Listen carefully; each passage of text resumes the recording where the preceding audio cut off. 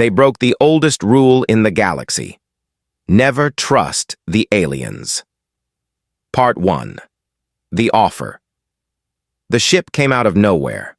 One moment the sky above Earth was quiet, filled with nothing but satellites and the faint glow of the moon. The next moment something enormous blocked out the stars. It was a vessel so large that it made the moon look small.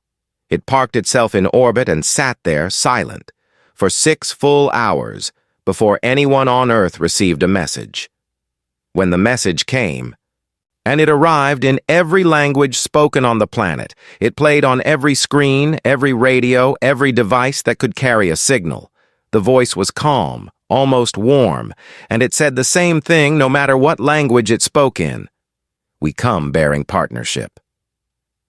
The year was 2031. Humanity had spent the last century slowly reaching out beyond its own solar system. They had colonies on Mars and mining stations near Jupiter. They had built ships that could travel far but not fast. Compared to whatever had just arrived in orbit, humanity was still crawling. The Unified Space Command, the military and diplomatic body that governed human activity in space, scrambled to respond. They chose 3 people to go up and meet the visitors. Captain Danny Marsh was the first name on the list. He was a calm man with steady hands and a reputation for keeping his head when everything around him was falling apart. He commanded the deep space vessel Callisto, one of the finest ships in the fleet. The second was Dr. Megan Holt, a xenolinguist who had spent her entire career preparing for a moment exactly like this one. She studied languages the way a surgeon studied bones, with precision and patience.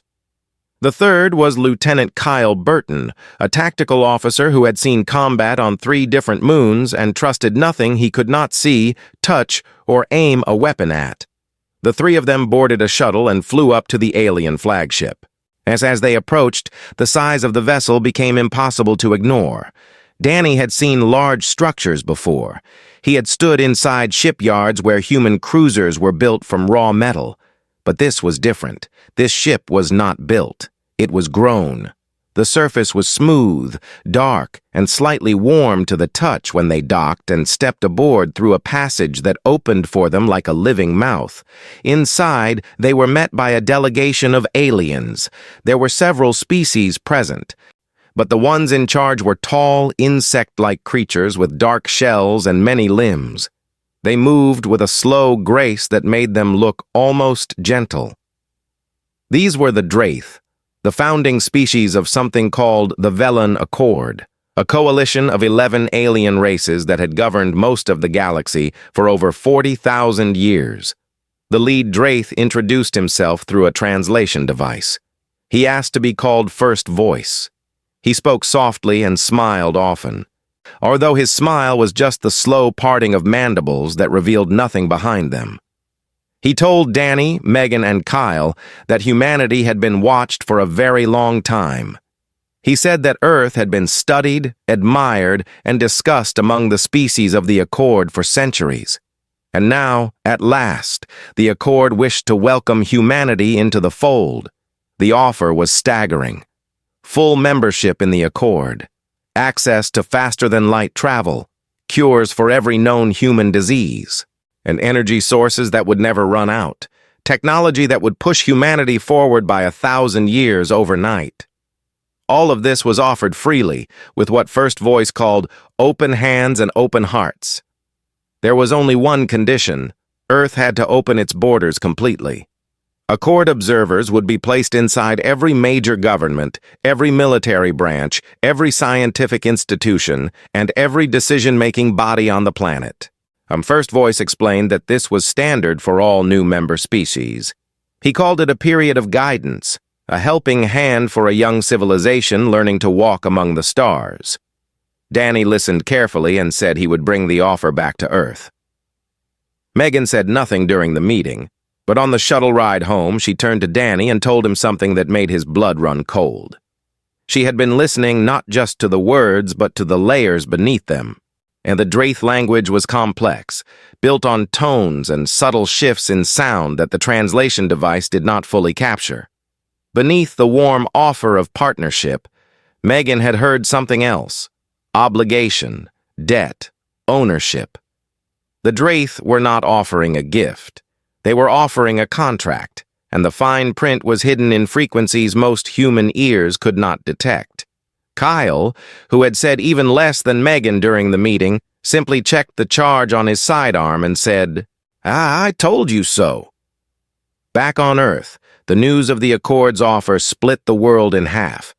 People flooded the streets in celebration. The promise of cured diseases alone was enough to make billions weep with joy. But others were not so quick to cheer. Protests erupted in dozens of cities. Signs read, "No alien boots on human soil," and "We did not survive this long to hand over the keys." The decision fell to Laura Vance, the Secretary General of the Unified Nations. She was a tall woman with tired eyes and a voice that never rose above a conversational tone, even when she was furious. Laura had led humanity through 2 resource wars and a near collapse of the global economy. She did not scare easily, but this offer scared her. She sat in her office late one night with Hank Perkins, her most trusted advisor. Hank was a retired admiral with white hair and a face like cracked leather. And he had spent 40 years in the military and had learned one lesson above all others. When someone offers you everything for free, you are the product being sold. Laura told him what Megan had found in the Draith language. Hank nodded slowly and said, "They have done this before. I can feel it. This whole thing feels rehearsed, like a play they have performed 100 times." Laura agreed, but the political pressure was enormous. The world wanted what the Accord was offering. The people were tired, hopeful, and desperate for something better. To refuse the deal would mean turning away from miracles. The vote happened 3 weeks later. It was close, closer than anyone expected, but in the end, Earth said yes. Within days, the Accord observers began to arrive, thousands of them, spread across every continent, embedded in every institution. They were polite, they were helpful, they smiled constantly. And Danny watched the first wave of alien transports descend through the clouds from the bridge of the Callisto. Megan stood beside him, her arms crossed, her face tight with worry. She said quietly, "Every species in that Accord looked at us the way a farmer looks at livestock." Kyle stood behind them both, his sidearm freshly charged, his jaw set. He said nothing. There was nothing left to say. The door had been opened, and whatever was coming through it was already inside. They broke the oldest rule in the galaxy: never trust the aliens, Part 2. The integration. 6 months after the agreement, Earth did not look like Earth anymore. The changes came fast, faster than anyone had expected. Accord technology poured into every corner of human life like water flooding a dry valley. Hospitals that once struggled to treat common cancers were now curing them in an afternoon. The old fusion reactors that powered cities were ripped out and replaced with zero-point energy cells gifted by a serpentine alien species called the Mavari.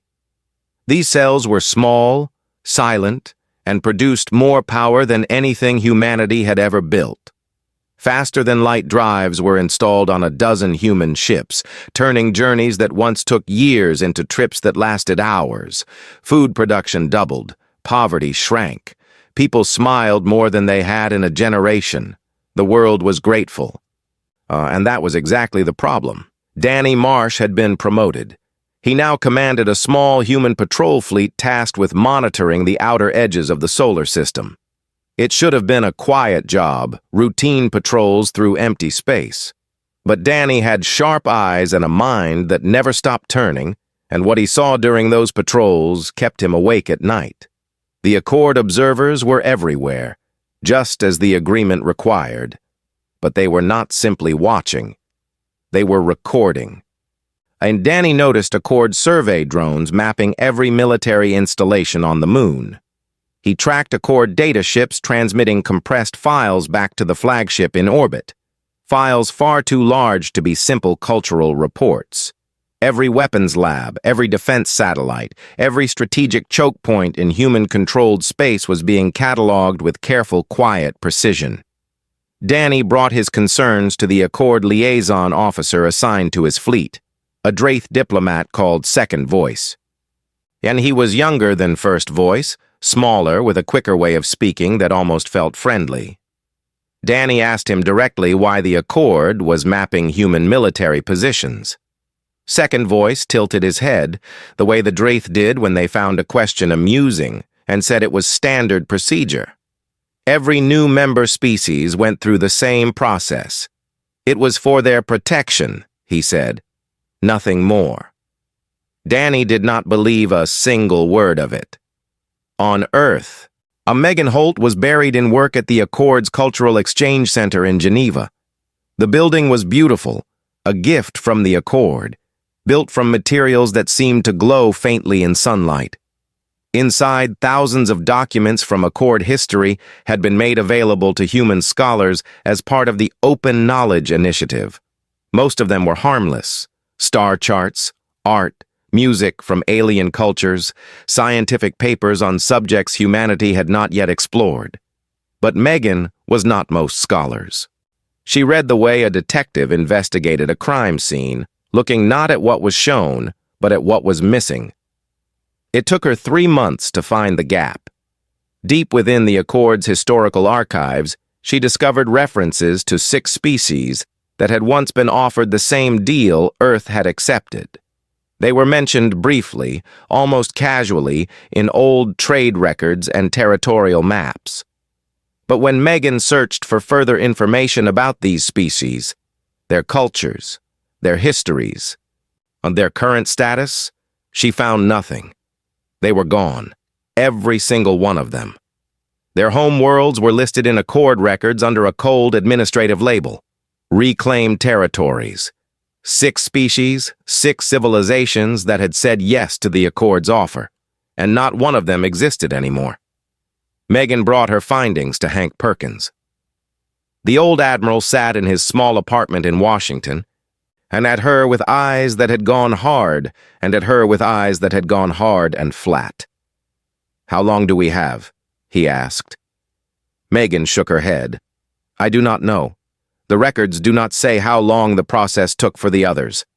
But the pattern is clear: integration, dependence, and then silence."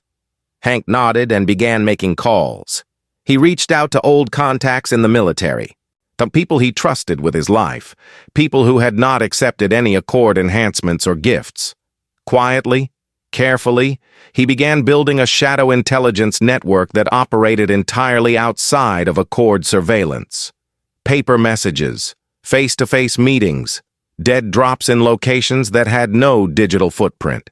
It was old-fashioned, almost ancient by 2031 standards. But old-fashioned meant invisible, and invisible was the only thing that could keep them alive. Meanwhile, on the far edge of the solar system, Kyle Burton was stationed at a frontier outpost near Neptune. It was a lonely posting, cold and far from anything that mattered. Kyle did not mind.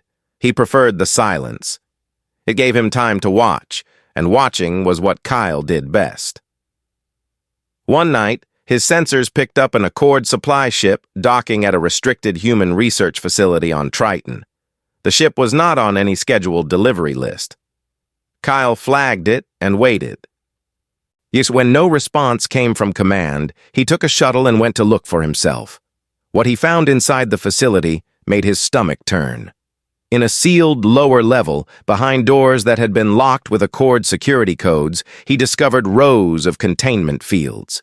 Inside each field was a biological organism he had never seen before.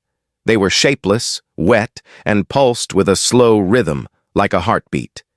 They were alive, but they were not animals. They were not plants.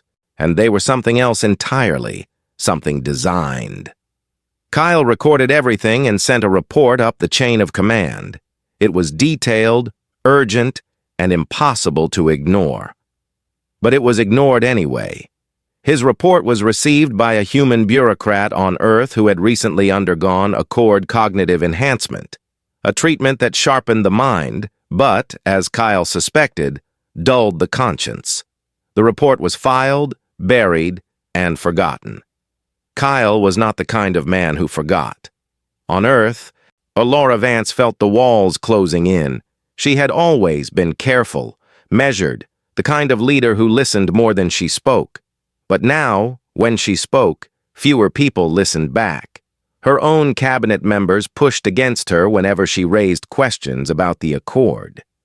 Several of them had accepted personal gifts from the Draith, rejuvenation treatments that took decades off their bodies, cognitive enhancements that made them sharper and faster than any unmodified human.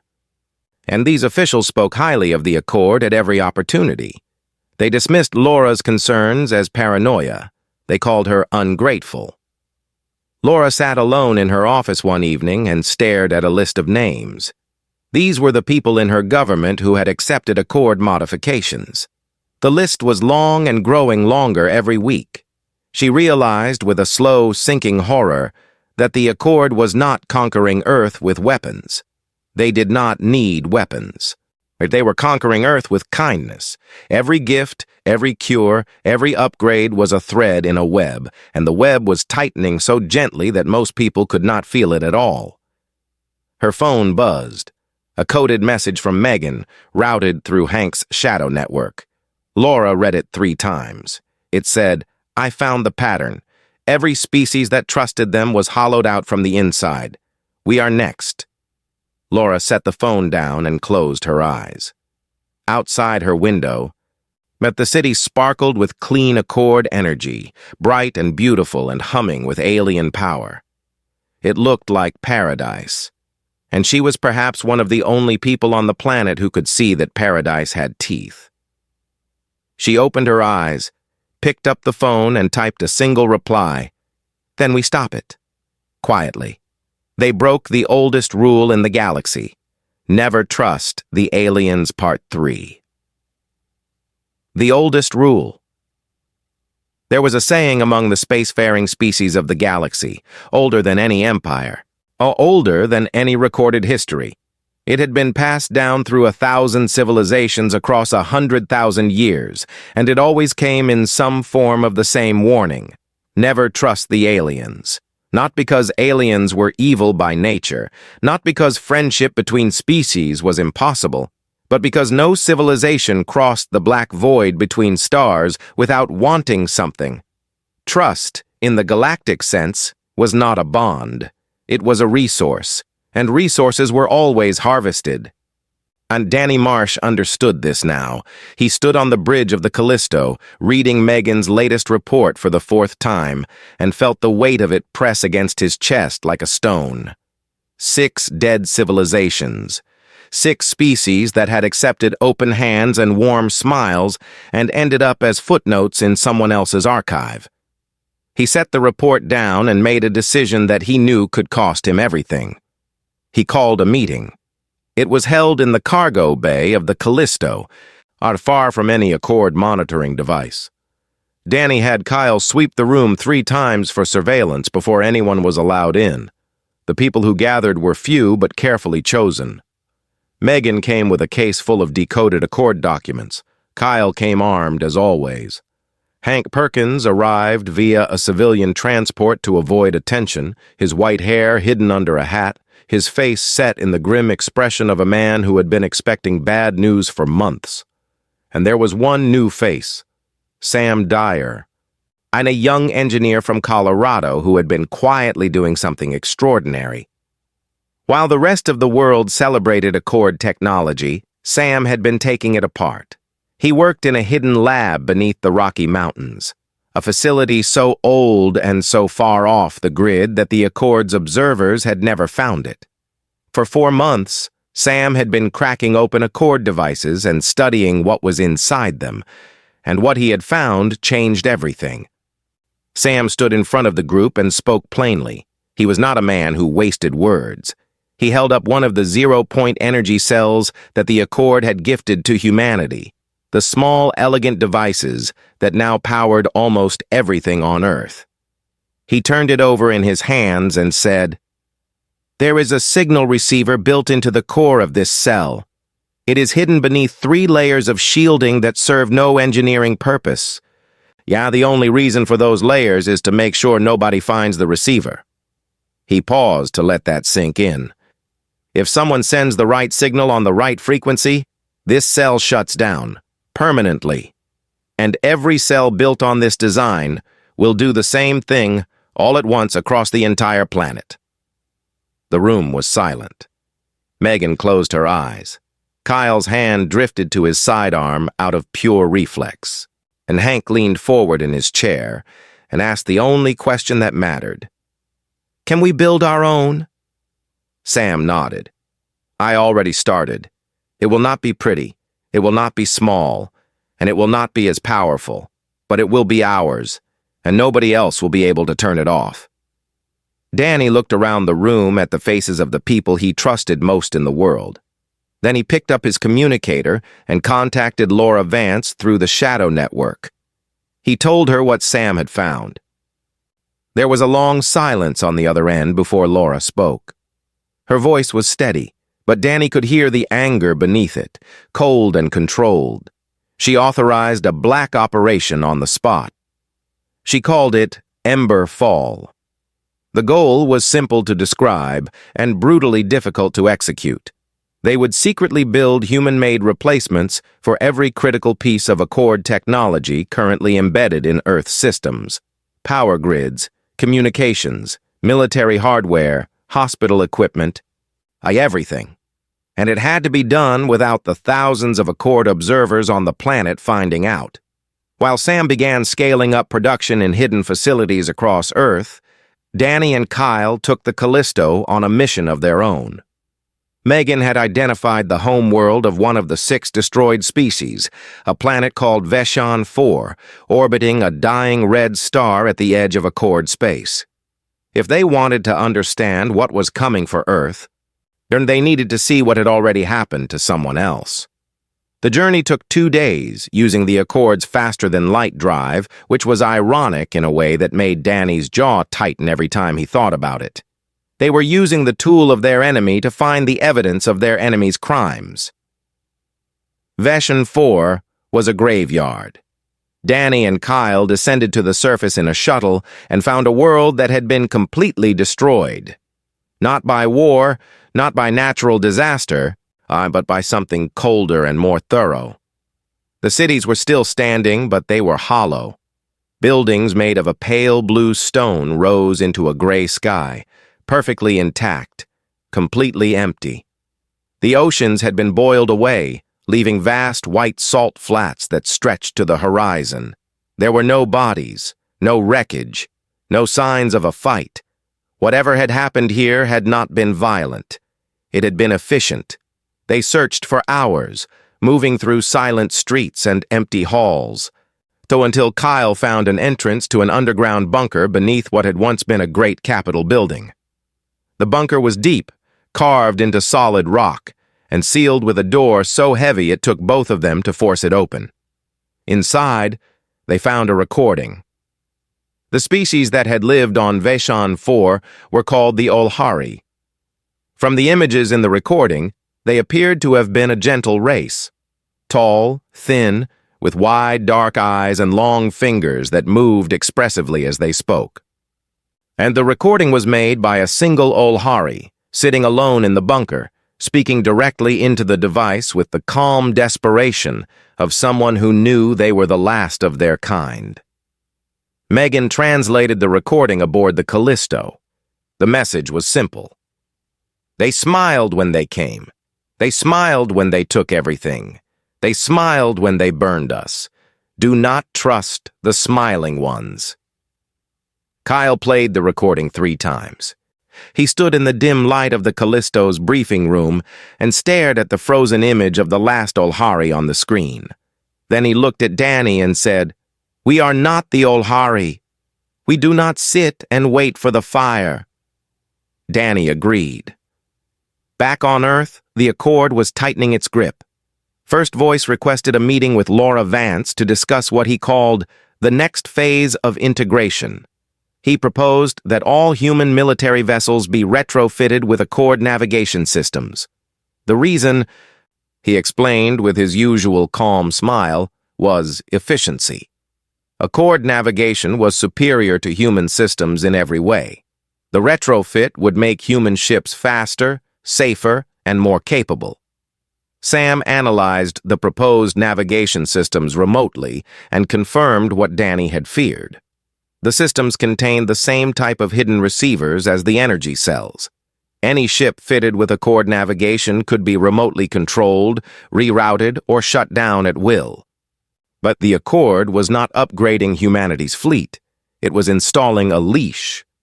Laura stalled. She told First Voice that the retrofit would require time, that human crews needed training, that there were political considerations.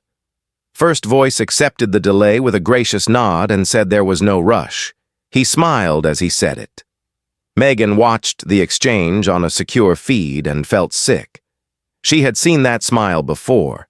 She had seen it on the face of the last Olhari in the recording. It reflected in the eyes of the alien who had come to deliver promises and stayed to deliver death.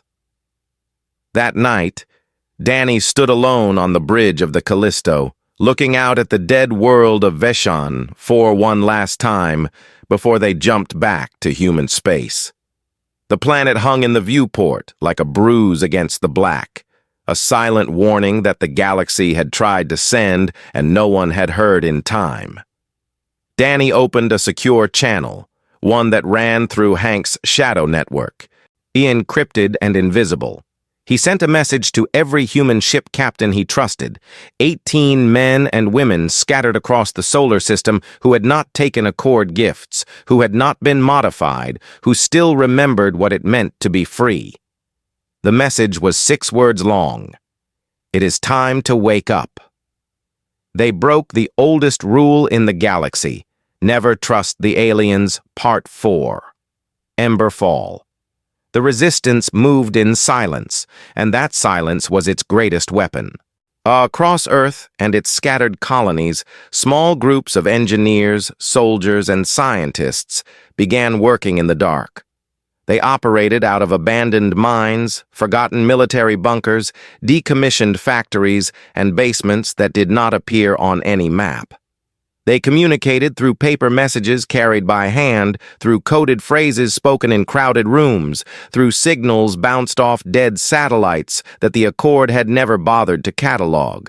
Everything was analog. Everything was slow. And because it was slow and old and messy, it was invisible. Sam Dyer was the heart of it. He worked 20-hour days in his underground lab, surrounded by a team of 30 engineers he had personally recruited. These were people who had looked at the Accord's gifts and felt the same unease that Sam had felt from the very beginning. The sense that something too perfect was hiding something deeply wrong. Together, they built the first fully functional human-made power core. It was not beautiful. The Accord's energy cells were sleek, silent, and elegant.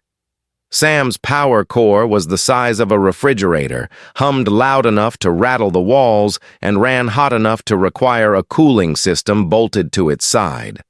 The first time they tested it, the lights in the lab flickered, the core sparked twice, and a small fire broke out in the wiring. Sam put out the fire with his jacket, checked the output readings, and smiled for the first time in months. The core worked. It produced clean, stable energy without a single component sourced from Accord technology. It was crude and heavy and 3 times less efficient than what the aliens had given them. But no hidden signal could shut it down. No distant hand could reach across the stars and turn it off. It belonged to humanity, fully and completely, and that made it more valuable than anything the Accord had ever offered. Production began immediately. Sam's team built copies as fast as they could, and shipping them out through the shadow network to hidden installation points in hospitals, military bases, communication hubs, and power stations. Every unit was installed behind walls, beneath floors, inside sealed rooms that were listed in official records as storage closets or maintenance areas. The Accord observers walked past these rooms every day and never looked twice. While Sam built, Megan Holt continued to dig. Now, she had moved beyond the Accord's open archives and was now accessing restricted files that Hank's intelligence network had managed to extract from Accord data systems. The picture they painted was worse than anything she had imagined. The 6 species that the Accord had destroyed were not conquered in battle. They were farmed. The process was the same every time. The Accord would arrive at a young civilization's doorstep with gifts and promises. They would integrate, and embedding themselves into every system, every institution, every structure of power. They would make the target species dependent, so deeply dependent that the thought of living without Accord technology became unthinkable. This phase lasted 1 to 3 generations, long enough for the original skeptics to grow old and die. Long enough for the children who grew up with Accord gifts to believe those gifts were simply the natural order of things.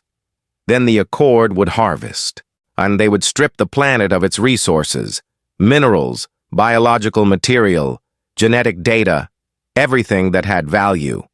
And when the planet was hollow, they would activate the kill switches. Every power source, every communication line, every defense system would go dark at once. The target species, helpless and unable to function without the technology they had been given, would collapse within days. The Accord would move in, clean up what remained, and add the empty world to their territory. And it was not war, it was agriculture. The Accord did not see other species as enemies. They saw them as crops. Megan presented her full findings to the group aboard the Callisto. When she finished, the room was quiet for a long time. Kyle was the first to speak. He said, "Then we make sure the crop bites back."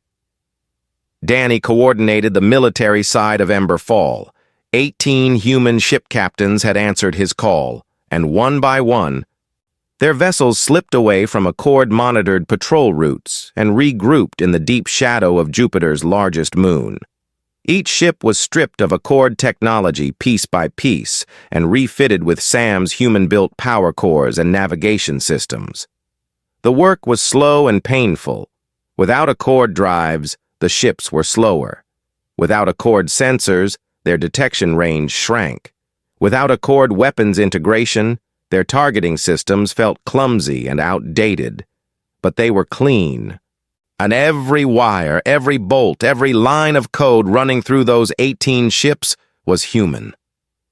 Danny looked at his fleet and felt a strange pride. They were ugly, patched together, and outgunned by anything the Accord could throw at them.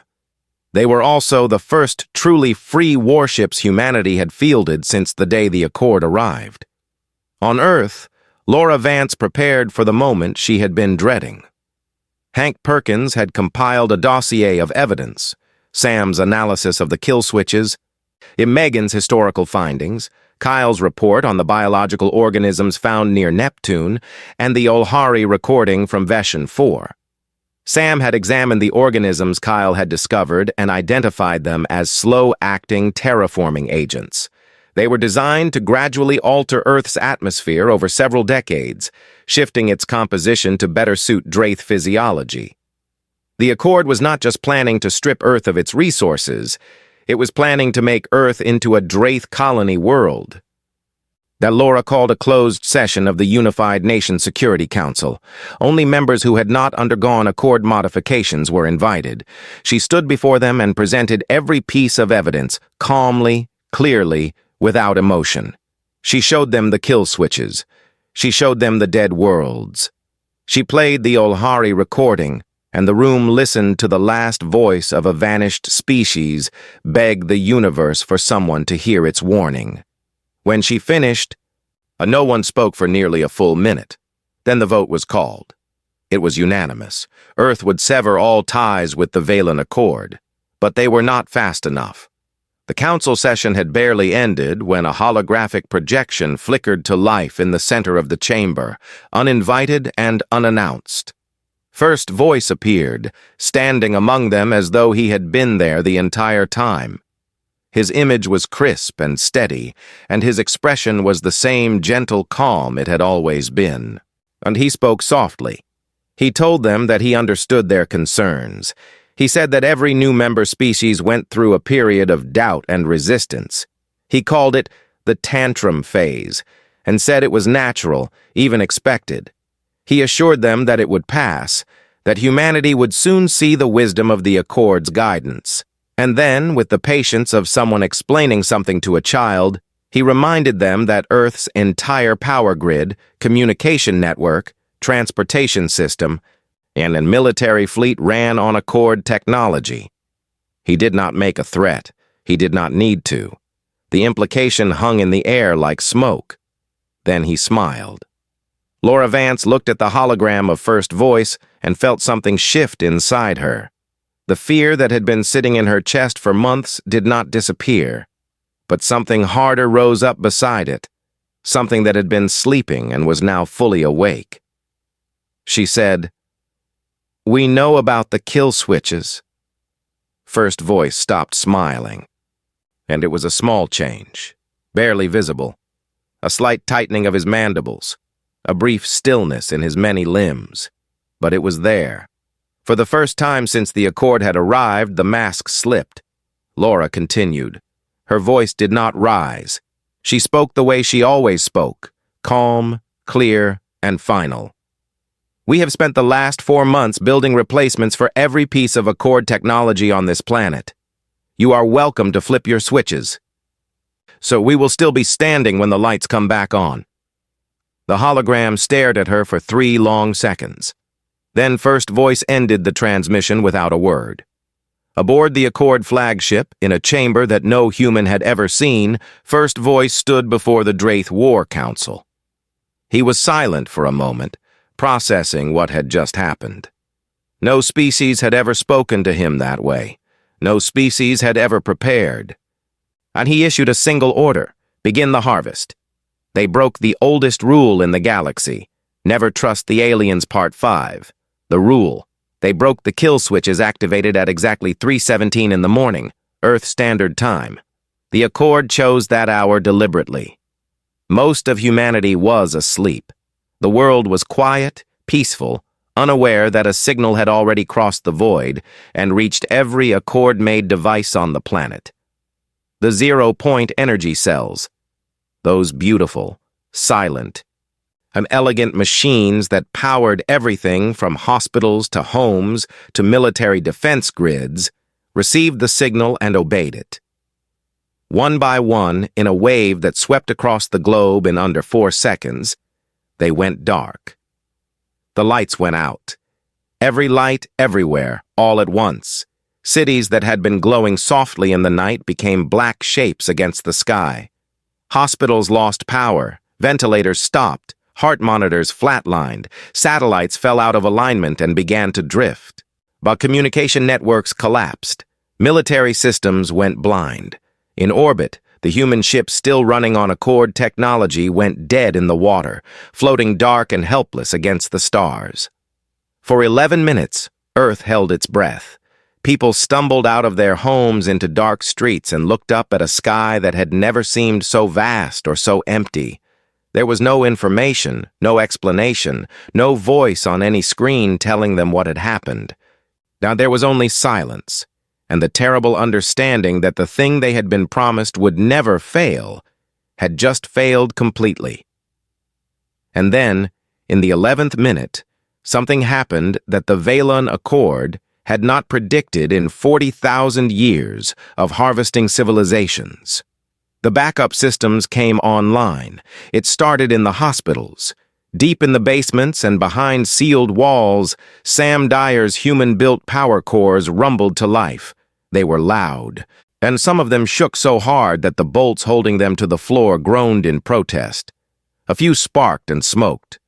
One unit in a military base in Nevada caught fire briefly before an engineer smothered it with a blanket and kicked the core back into operation with her boot. But they worked. The lights came back on, not everywhere, not all at once, but in the places that mattered most: hospitals, military command centers, communication hubs, government buildings. Within 20 minutes, but a patchwork of human-made power was spreading across the planet. It was rough and uneven and flickered at the edges, but it was there. Earth was not dead. Earth was wounded, stumbling, and angry, but it was standing. In the deep shadow of Jupiter, 18 human warships powered up their engines. These vessels had been stripped of every trace of Accord technology months ago. They ran on Sam's cores, navigated by human-built systems, and carried weapons that were crude but functional. Danny Marsh sat in the captain's chair of the Callisto and watched his fleet come alive around him, ship after ship lighting up on his display like sparks catching fire. He opened a channel to all 18 captains. "They threw their best punch," he said. "We are still here. Now we hit back."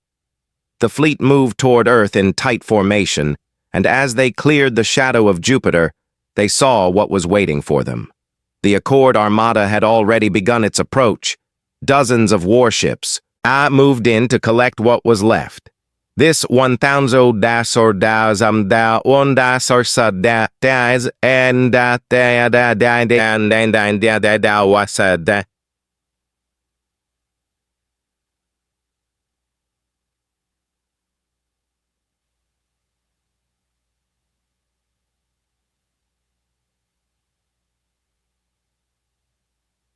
moved in to collect what was left. This was routine for them. But something was wrong with the formation. As Danny's fleet drew closer, he saw gaps in the Accord line. Ships were missing. And then his communication officer reported incoming signals from sources that should not have been friendly. The Mivari were the first to break ranks. 3 of their elegant serpentine warships peeled away from the Accord formation and moved to a neutral position between the two fleets. Then the Olesi, a quiet species of aquatic beings who had said almost nothing during the entire integration period, pulled their ships back. A silicon-based race called the Thur, whose crystalline vessels caught the light of distant stars like floating cathedrals, powered down their weapons and drifted out of the assault line. One by one, 5 of the 11 Accord species withdrew. They had watched the humans resist, and something had shifted in them. Every one of these species had joined the Accord out of fear, out of convenience, out of the simple desire to survive in a galaxy run by the Draith. They had watched other civilizations fall. They had told themselves it was necessary, that the Draith were too powerful to oppose. That compliance was the only rational choice, but they had never seen a species get back up after the kill switches were thrown. They had never seen anyone build a backup plan. They had never seen anyone refuse to stay down. The Mivari ambassador sent a private message to Megan Holt. It said, "Your kind did what the rest of us were too afraid to do. You trusted yourselves more than you trusted the promise of comfort." The Draith, for the first time in 40,000 years, they faced a real fight without their full coalition behind them. They were still powerful. Their ships were larger, faster, and better armed than anything in Danny's fleet. But power built on the obedience of others is a fragile thing, and the cracks were spreading. The battle was short and brutal. Danny split his fleet into 3 groups. He sent the fastest ships, led by a captain named Liz Greer, on a flanking run to draw Draith fire away from Earth.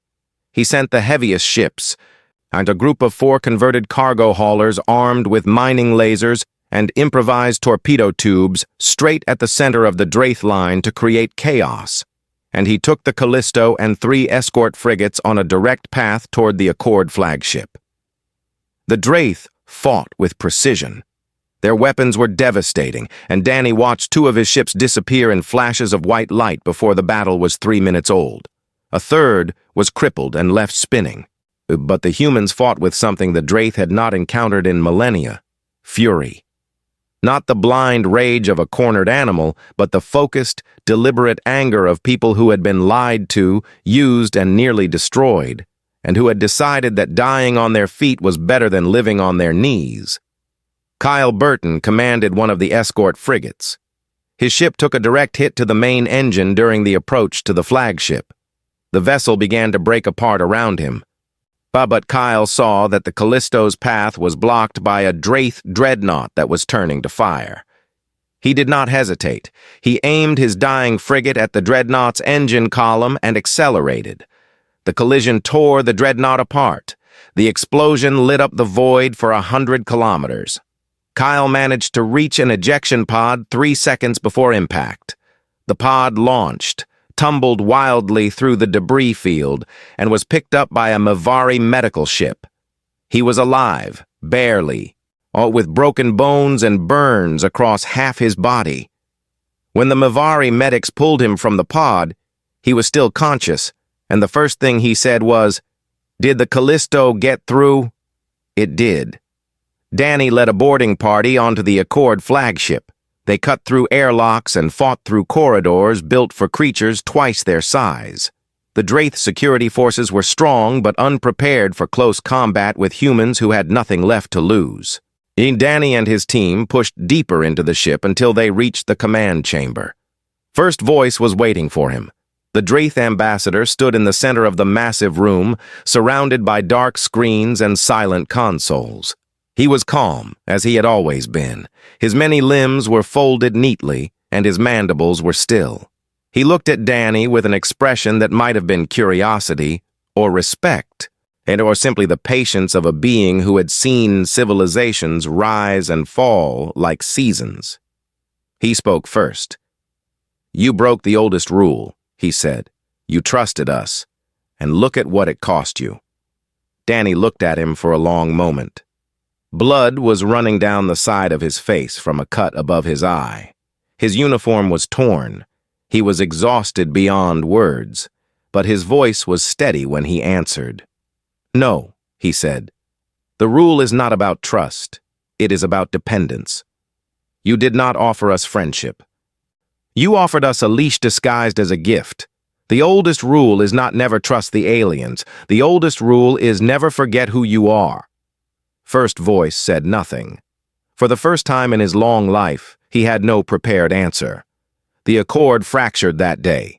The Draith retreated to their home systems, diminished and, for the first time, alone. The 5 species that had broken away formed a new coalition with humanity at its center. Not because humans were the strongest, they were not.